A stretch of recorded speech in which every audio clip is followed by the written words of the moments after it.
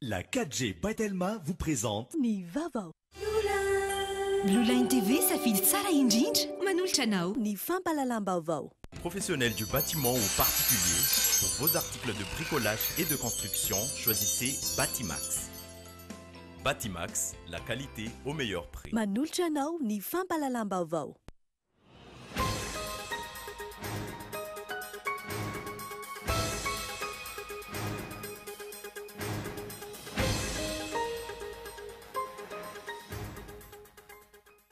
Enandro katroka teorini namoany seniny voka-pifidianana vonjimaika vao hita ny fanisy ny fahadisoana teo amin'ny tarehimarika navoaka. Nandefa fanitsiana ireo tarehimarika diso ireo ho an'ny mpanao gazety izy ireo alina. Tonga niona tamin'ny mponina tao amin'ny fokontany Miandrarivo Ambandia boriboritany faharoa Iandry Rajoelina ny hariva teo. Nidina ifotony nijery ny maharary ny vahoaka fa ihany koa nitondra sahady vahaolana toy ny fanomezana rano fisotro madio ny tenany. Mitoetrany ny asa sy ny fanotofana tany eny amin'ny zone de recasement Ankorondrano no fefena manodidina ny toerana amin'izao fotoana izao ahafahana maneho ny asa ao anatiny. Ikatona ny fanjonona makamba manomboka ny voalohan'ny volana Desambra izao, tsikatra fa ny atsara ihany koa ny vokatra makamba. Ary farany, nandrahona ny anakatona tanteraka ny sisitany mampisaraka ny Etazonia sy Meksika sy ny fifanan'ankalozana arabaratra eo amin'ny rotonta omaly ny filoham-pirenena Amerikanina Donald Trump isorohana ny fifindramonina tsokosoko ataon'ireo mpitsoponena nanarivony avy ao Amerika afovoany.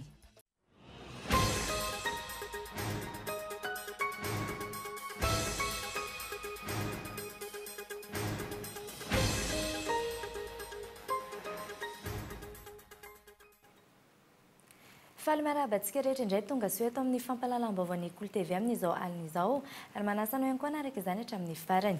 Lafiny politika avy hatrany no isantarantsika ny fampahalalam-baovao. Enandro katroka teoriny namoany seniny voka-pifidianana vonjimaika vao hita ny fanisy ny fahadisoana teo amin'ny tarehimarika navoaka. Nandefa fanitsiana ireo tarehimarika diso ireo ho an'ny mpanao gazety izy ireo alina. Vao maika mampitombo ny ahiaina apetraka ireo kandida sy fiarahamonim-pirenena izany ary indrindra ny famatoran'ity vao mera maleo tena misahana ny fifidianana ity. Fanadidina entiny Andry Rarsan. Nandefa fanitsiana ireo tarehimarika navoaka ny tamin'ny voka-pifidianana filoham-pirenena fihodinana voalohany seny alina.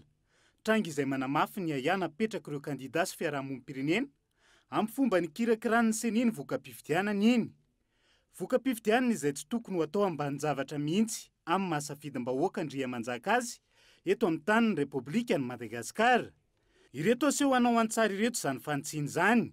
Nisy fahadisoana teo amin'ny isan'ny mpifidy raha 7,707 seninalina sy 3,5 navoaka tamin'ny sabotsy fa 17 Novembre dia nahitsy fa iray amby 7,707 seninalina sy 3,5 izany. Nisy fahadisoana toy izany koa nisan'ireo vato fotsy sy vato maty raha 5,707 sy 3 izany tamin'ny sabotsy fa 17 Novembre dia nahitsy ho 3,5,707 sy 3 izany alina. Nisy fahadisoana ihany koa teo amin'ireo vato manan-kery raha 2,707 alina sy 7 izany tamin'ny namoana ny voka-pifidianana vonjimaika ny sabotsy fa 17 Novembre dia nahitsy ho 8,507 alina sy 7 izany. Eninandro be izao taty aorian'ny namoana tamin'ny fomba nanetriketrika ny voka-pifidianana vonjimaika vao natao ity fanitsiana ity antony izay mampametra-panontaniana ny mpanara-baovao maro ny amin'ny hoe misy famatorana ve ny fomba fiasa sy ny fomba ny kirakirany seny iny voka-pifidianana filoham-pirenena fihodinana voalohany iny. Na be resaka sy mari-panakiany ilay lozisiela nampiasain'ny seny izay nambarany filohany fa nahazo fankatoavana avy amin'ireo fianakaviam-be iraisan'ny pirenena saingy vao omaly ny solotena maharitra ny PNUD monina eto amintsika no nilaza fa any seny io lozisiela io ary fanampiana ara-teknika sarabola ihany no hanampiny ny fianakaviam-be iraisan'ny pirenena seny sy ny gouvernemanta malagasy. Dans toutes les activités dans lesquelles nous appuyons les institutions nationales, c'est un appui technique, ce n'est pas quelque chose qui est fait par le PNUD ou par le projet SACEM. C'est l'institution nationale, la CENI, qui est propriétaire de ces logiciels.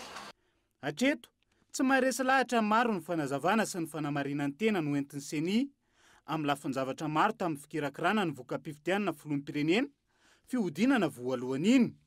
Ilaina famatorana sy faiza-manao anaty mangarara tanteraka ny fomba fiasan'ity Vaomera mahaleo tena mikarakara ny fifidianana ity amin'ny masaripady sy masina ny safidim-bahoaka amin'ny fampanajana ny demokrasia tena izy. Fanontaniana mahaliana ny mpanarabavao maro ankehitriny hoe aiza ho aiza ny fandraisana fepetra ho fanatsarana ny fomba fiasan'ny seni amin'izao fotoana.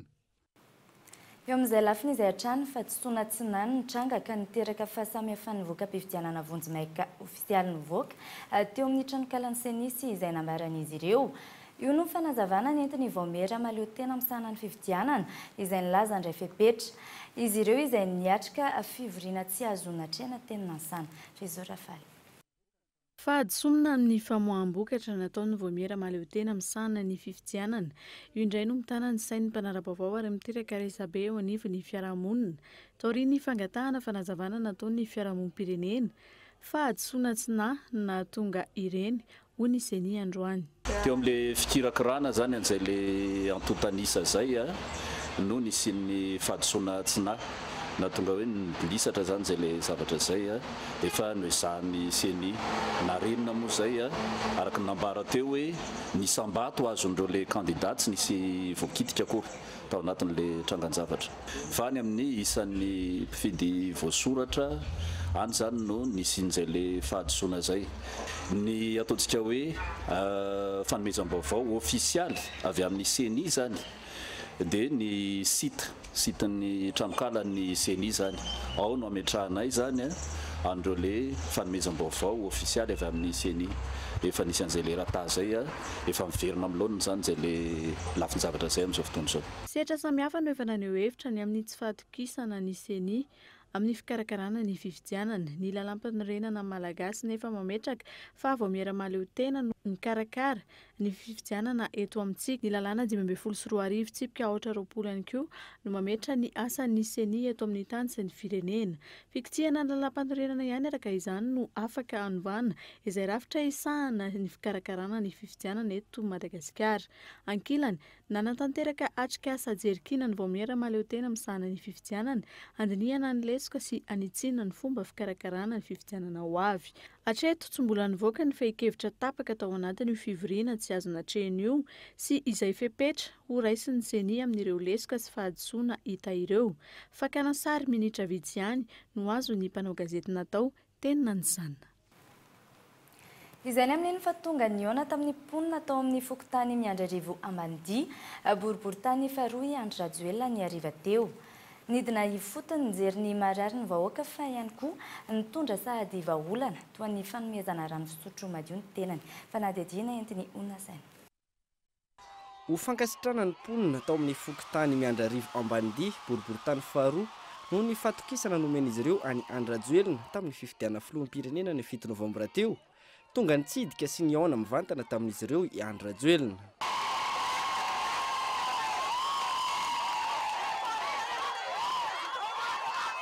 Tsy tonga tamin'ny tanam-polo i Andry Rajoelina fa nanolotra pompe ho an'ireo vahoaka. Ny fokontany Miandrarivo izay misidra olana amin'izay rano fisotro madio izay. Teny tamiko madame le député hoe monsieur le président, betsaka ny olona milahatra rano any aminay, betsaka ny olona mbola tsy manana rano any aminay, toy izao hoe zao ary jerevo toerana aloha za fa ho avy any ara-pitso mantsy ny afakomaly io roa andro ho avy any aho fa zao za tsy ho avy any fotsiny fa jerevo toerana anaovantsika pompe dia nahita toerana teto amin'ity toerana ity dia efa vity io mipompe tokotsika TGV zany miasa aingana be fa tsy anasana ara-pitso neny sasany zavatra efa natokony natao afakomaly mbola andrasana afaka pitso vo atao fa ny atsika zay zavatra androany tonga dia ho ataotsika marina za tsy marina zay natonga na hoe aloha tonga dia tonga ny pompe dia vity io ny pompe dia zao ijery ny zavatra rehetrarehetra tsy ampy aty amin'ny fokontany ijery miaraka amin'ny tompon'andraikitra rehetra inona ny tokony ho atao, inona ny tokony ho apetraka ary inona tokony hanampiana ny tanora ihany koa. Tamin'izao fidinana ifotony izao nijery ireo olana iaina ny vahoaka amin'ny andavanandro ihany koa i Andry Rajoelina. Tamin'ny andro ny tetezamita dia niezaka satria fantatro fa nanampy anareo tiana anareo dia ozy izy zany asa nataoko voalohany indrindra dia nanao ny lalakely a marina maromaro tetỳ amin'ny tanàna marina sady tsy marina nanao bassin koa marina sady tsy marina pompe marina sady tsy marina dia noho ny ala teo anefa nandritra an'izay 5 taona zay dia nalahelo a satria mijerevako fa miotsaka ny tany ary io lalana nalehako tao io atao ambony tao io raha tsy amboarinainga aloha dia miotsaka ary ho tapaka ny lalana tena efa iotsaka ny tany a ka io raha miotsaka dia tsy afaka mandeha tsony nareo dia zao no ataontsika ho amboaritsika ho asitsika pont eo amin'io tonga tia satria zao tsy maintsy jery ny fomba ampandrosoana ity amin'ny fokotany rehetrarehetra ity itsika matikisy anareo a fa za hiasa ho anareo matikisy anareo a fa za tsy hamadika anareo taoriny tety amin'ny fokotany miandrarivo ambanidia ny azon'ny fokotany ankorondrano andrifana indray andrajoelona fidinana ifotony izay nijereny zavanisy ny fahasahiranana iaina ny vahoaka malagasy amin'ny andavanandro ka nitondrany vahaolana nafindra ireo mpampianatra tsy nanaiko HVM sy hanampy ny solombavambahoaka mila vonjy tamin'ny fampandaniana ny kandida laharana 12 tao amin'ny faritra Androy. Mitaraina ireo mpampianatra voakasika izany ary nilaza fa tsy tokony hafangaro ny politika sy ny fanabeazana ka eto Andretsilava. Ankoatra ny fampiasana chef zapo sy ny chef Cisco, nandritra ny fifidianana ao filoham-pirenena farany teo nataon'ny solombavambahoaka mila vonjy Philobert tao amin'ny faritra Androy. Nisy ihany koa ny famindrana mpampianatra izay tsy mitovy firehana aminy. Voakasika izany avokoa na mpampianatra tsotra na ny taletsekoly. Mba natao hoe hitarainana hoe mitaraina aminao zahay mba alefaso ary ambony zao ny manerana nefa tsy izay ny zava-misy hoe alefanao fa tsy miaradia amiko zaiko ny mijoro fa ianao zay nandefa io dia ray aman-dreny ianao zaho tiany tompona ndraiky sa voalohany tao amin'ny kominy nisy ahy na solombavambahoaka anao. Tsy nagnaraka azy ve zany na tonga azo nafindra raha fahazahoako azy? Raha ny fahazoako azy manokana dia zaho tsy nanaradia azy no namindrana. Nanaradia azy makaizy? Kany amin'ny HVM.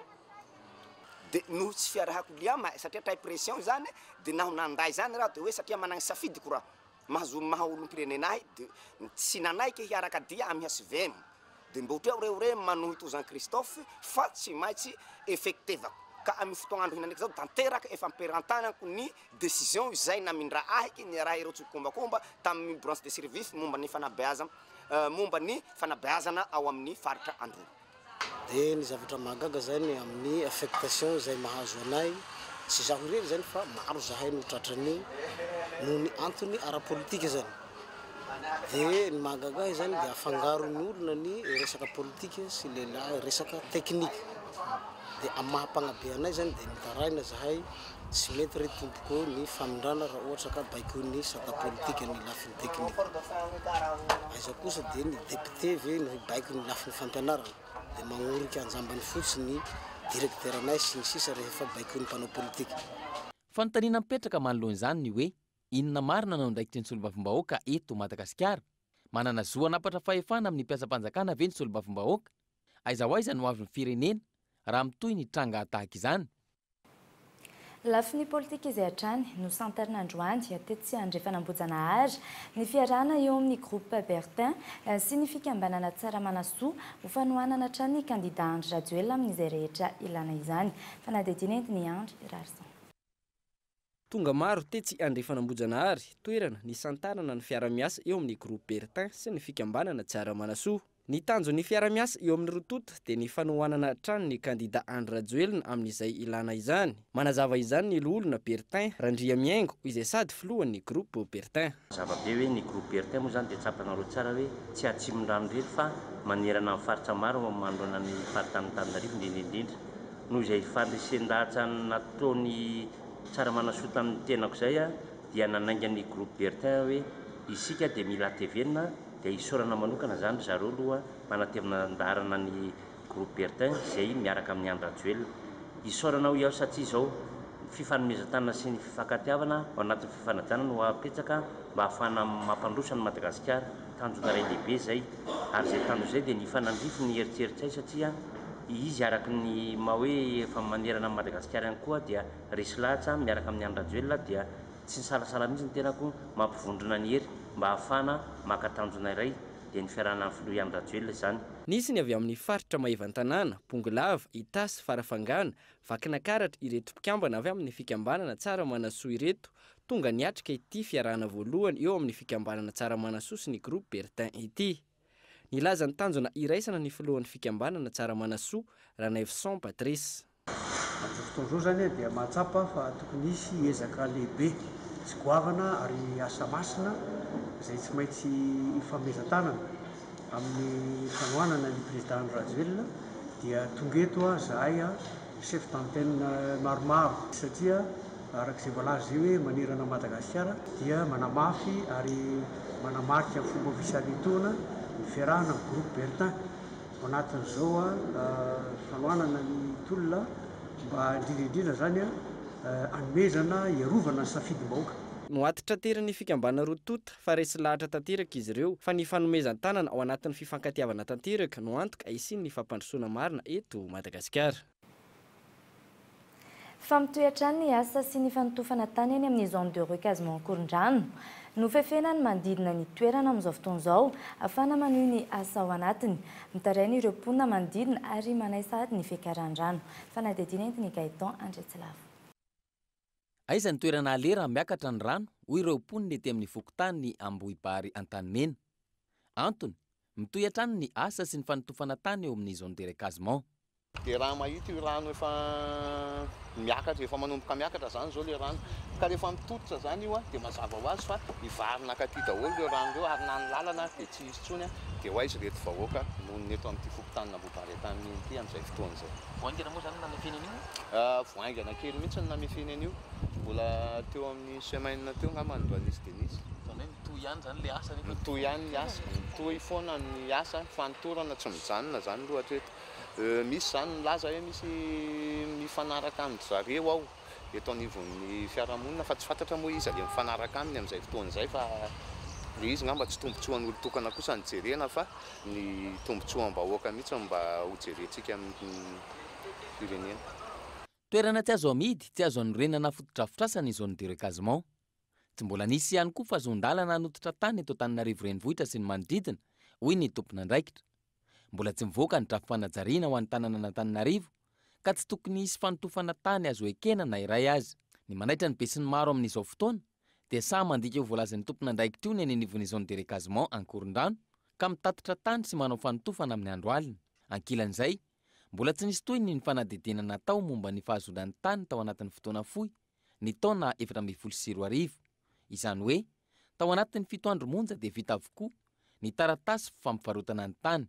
Raha io fotoana nahazonan'ny tany io no jerena, tsy karitra sahady areken'ny rehetra fa nisy ny fandikana lalàna.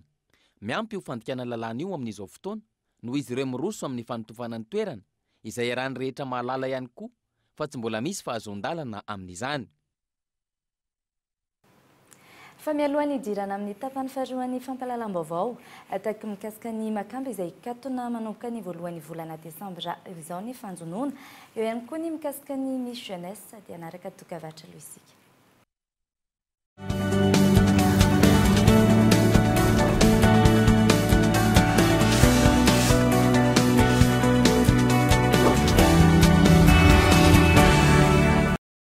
Live andefasy SMS BDB namanao miaraka amin'ny Yellow. Mahazo bonus exceptionnel SMS 100 amin'ny vidiny 100 ariary fotsiny. Tsindrio ny dièse 322 étoile 67 dièse. Telma numéro 1 ho an'ny tanora. Miss Jeunesse Madagascar avec Corinne de Ferme. Corinne de Ferme, la cosmétique naturelle des peaux sensibles.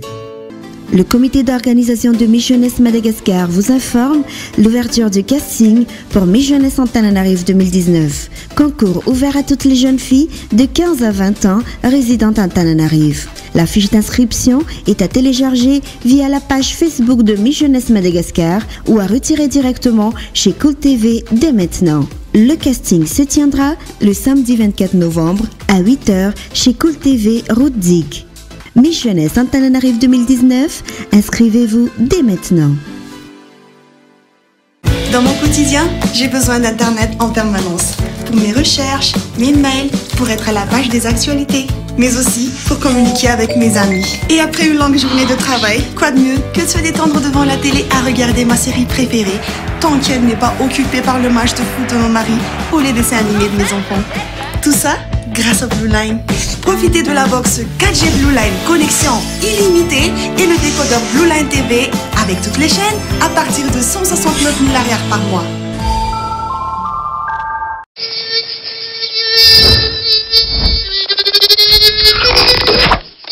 Même les moustiques les plus coriaces ne résistent pas à Catch. Grâce à son mode max, il est 2 fois plus efficace, même fenêtre ouverte. Légèrement parfumé pour plus de protection et de douceur. Catch.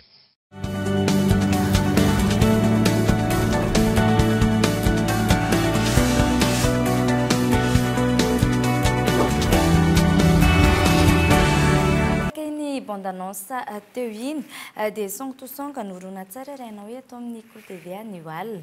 Izany amin'iny fa eo amin'ny tontolon'ny toe-karena kosa indray ikatona ny fanjonoana makamba manomboka ny voalohan'ny volana Desambra izao. Isan'ireo sehatra mampidi-bola betsaka amin'ny kitapom-bola-panjakana ny vokatra makamba eto Madagasikara.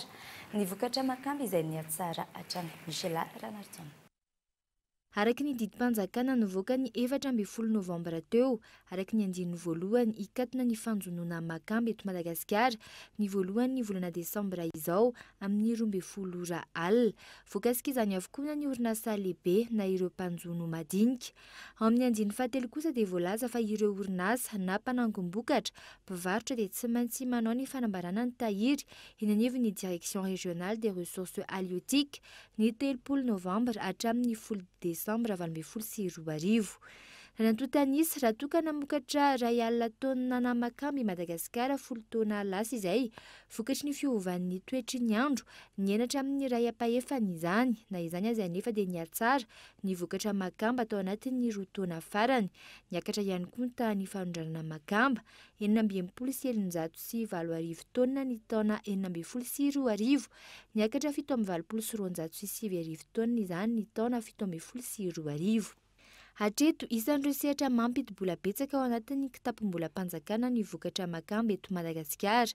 Nanantotanisa hatrany amin'ny vola mitetina 500 miliara ariary nampidiriny sehatra ny jono tao anatin'ny kitapom-bola-panjakana ny taona 720, 200 miliara ariary amin'izany no avy amin'ny jono makamba. Fa miezaka manome fahafapohan'ny mpanjifa amin'ny alalan'ny fitaovana fitsiriana entina miady amin'ny tsy fandriam-pahalemana ny orinasa Watson Home Security. Ary ao atao anatin'ity fanadihadiana ity ary ny antsipitriny izay. Iray amin'ireo orinasa manana ny maha-izy azy eto Madagasikara amin'ny fitaovana fitsiriana entina miady amin'ny tsy fandriam-pahalemana ny orinasa Watson Home Security. Ny Watson Home Security dia orinasa iray manampy ny vahoaka amin'ny tsy fandriam-pahalemana eto Madagasikara. Mivarotra izay fitaovana momba ny fandriam-pahalemana ao an-tokatrano sy ny fiarahamonina. Noho ny zava-misy eto Madagasikara dia manome fahafahampo ho an'ny olona izahay mba ahafahana miaro ny fananana sy manamora kokoa ny fiainana andavanandro. Ny spécialité anay moa dia ny caméra de surveillance sy ny système d'alarme. Karazany maro ny fitaovana misy eto amin'ny Watson, isan'izany ny caméra de surveillance tsotra, ny système d'alarme, ny visiophone izay apetraka any amin'ny vavahady sy ao an-trano, ny caméra de recul apetraka amin'ny fiara, ny GPS sy ireo maro hafa. Isan'ireo fitaovana miavaka eto amin'ny Watson ny caméra ampoule. Caméra ampoule iray dia masahana ny efitrano anankiray. Any maisany mahita 360 degré panoramique. Apetraka ampovoan-trano izy io amin'ny plafond dia mahita ny angle rehetra eran'ny trano. Afaka jerena distance koa izy io amin'ny alalan'ny internet. Ao anaty téléphone zany misy application dia izay no ahafahana mijerena. Eo ihany koa ny fitaovana vaovao be, ny caméra espion lunette sy ny caméra espion stylo. Misy caméra espion koa amin'ny endriny solomaso. Amin'ny endriny solomaso sahala amin'izao. Izay ahafahanao manao espionnage ny zavatra tianao anaovana espionnage ohatra hoe anaraka olona ianao na tsy fantatro hoe sahala amin'izany.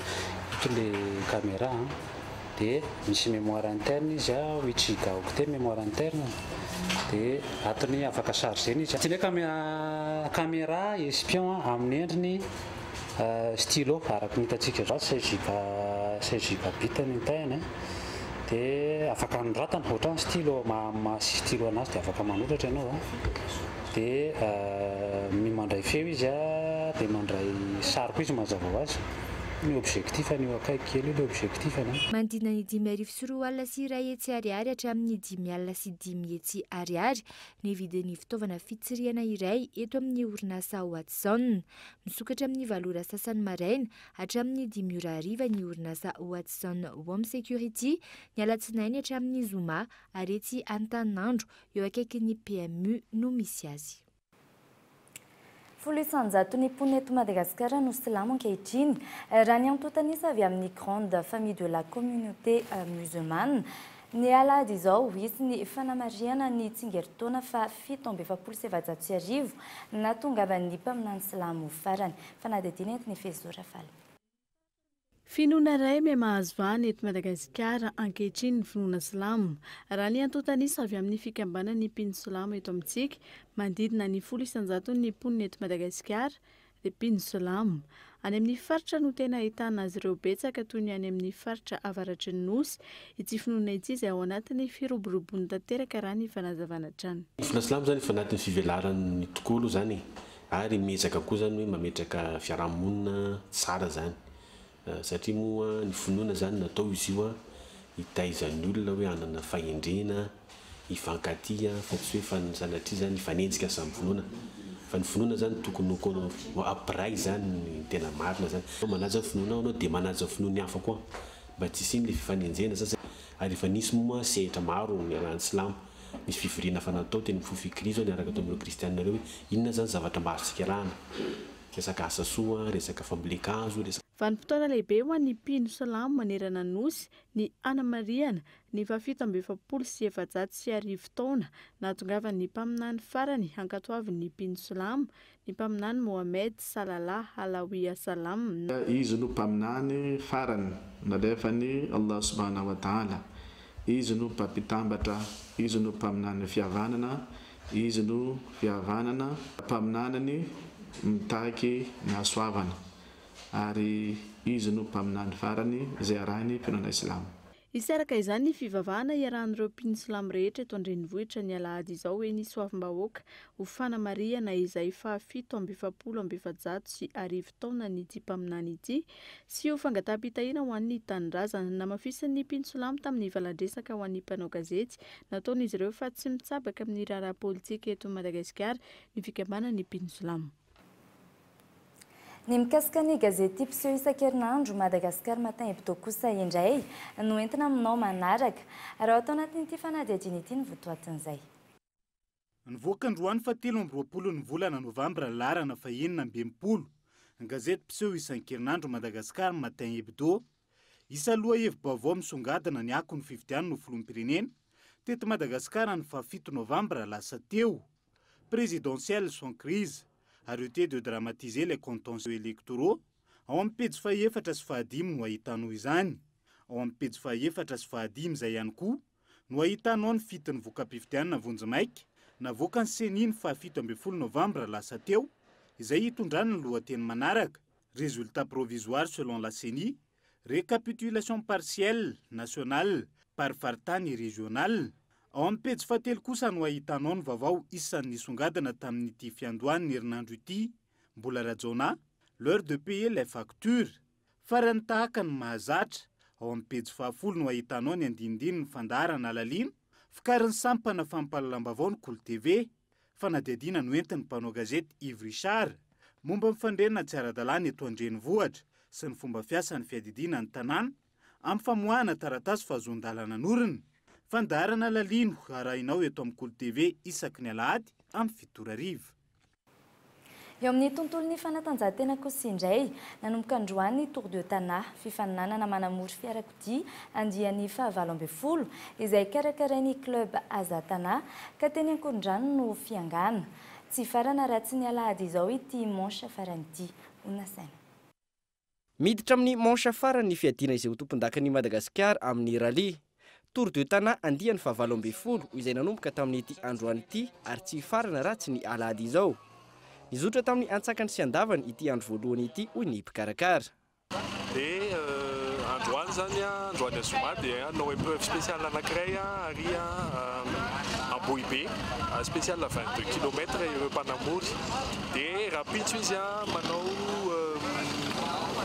spéciale fito angambany izay raha tsy diso ahako côté est Anjeva, Kadinandrina, Mokatsy zay efa fantatsika spécial efa fantatsika loatra. Rally complet izay no ilazan'ny filohan'ny Azatana ity Tour de Tana ity no izy ahitana ireo karazana lalana rehetra tian'ny mpanamory.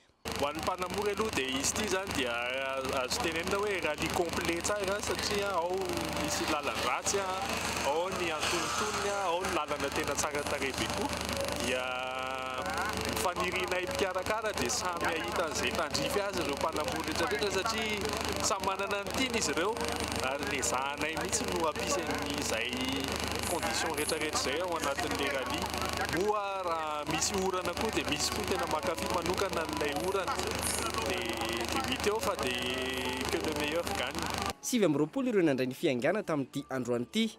Mitotaly 13 ireo épreuve spéciale rehetra amin'ity dernière manche ity ka ny 5 amin'ireo no tanterana rampitso. Isany amin'izany épreuve spéciale Anjeva Masindray, Akadinandrina Mokajy Ankadinandrina. Mahatratra hatramin'ny 70 km ny alaviran-dalana amin'ireo épreuve spéciale rehetra raha ny fanazavan'ny mpikarakara avy amin'ny Azatana hatrany. Araka ny fanambara teo dia tomombana avokoa ny fanomanana andraisana ny fifanitsanana voalohany ny fifaninanana Miss Jeunesse Antananarivo karakaran'ny Kolo TVFM Rampitso. Ireo mpandray anjara sisa no andrasana hoy ny tompon'andraikitry ny fandaharana eto anivon'ny Kolo TVFM androany. Ivy Richard. Ho tanterahana Rampitso eto amin'ny voabetoeran'ny Kolo TVFM ny fifanitsanana voalohany momba ny fifaninanana Miss Jeunesse Antananarivo. Arak'izao aseho anao amin'ny sary zao. Nanao ny antsy ho zavatra ary tsy nikely soroka tamin'ny fanomanana sy ny fikarakarana ny tompon'andraikitra sy ireo teknisianina maro eto anivon'ny Kolo TV. Efa tomombana avokoa ny fanomanana rehetra ary efa vonona ny andray ireo mpifaninana ny Kolo TVFM ho amin'izay Rampitso izay raha ny fanazavana. Arak'izao ahitantsika zao dia efa vonona tanteraka ny ekipan'ny Caprod, Kolo TV sy ny Kolo FM mandray an'ireo kandidata amin'ny casting voalohany Miss Jeunesse Antananarivo izay tanterahana Rampitso sabotsy amin'ny valona maraina ety amin'ny Kolo TV mazava ho azy. Efa vonona izay naaraka ny fandaharam-potoana izany nahara materialy ary ihany koa ny ekipa iray manontolo ihany koa dia vonona ny andray mariako hatrany fa amin'ny valona maraina ny manomboka izany io casting io dia tongava maro ary efa tonga dia efa afaka mijejojejo kely tsara tsika mialana trano any mandra-pahatonga aty fa efa vonona izay mianjanareo. Mahery ny 500 ny mpifanina ny fanitsana amin'ity Miss Jeunesse Antananarivo ity raha ny fanazavana. Mpitsara tsy zoviana maro eo amin'izay tontolo ny filatsona sy ny fifaninanana momba ny endrika amam-bika izay no hifantony izay hiakatra midingana manaraka sy handrombaka ny fandresena anatin'ny mangarahara araka ny fanambony Kolo TVFM atao anatin'ny 5 taona dia ny fikendrena ny tsara kokoa hatrany. Dia izay ihany koa tompoko kilasy tompoko vavy namarana amin'ny fampahalalam-baovao tamin'ity alina ity ankasitrahiny ianao nanaraka izany hatramin'ny farany. Filma tompoko.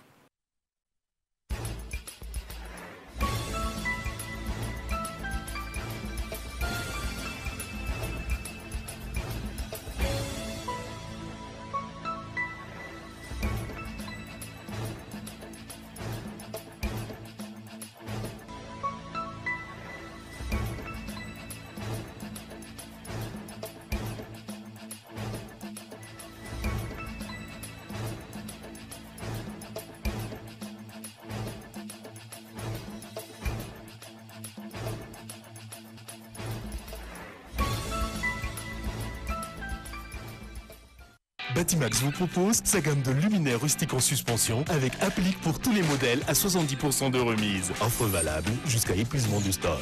Alors, n'attendez pas. Batimax, la qualité au meilleur prix. Manolotra anao teo ny fampahalalam-baovao. Blue Line TV safidy tsara indrindra nanolotra anao teo ny fampahalalam-baovao. La 4G by Telma vous a présenté ny Vaovao.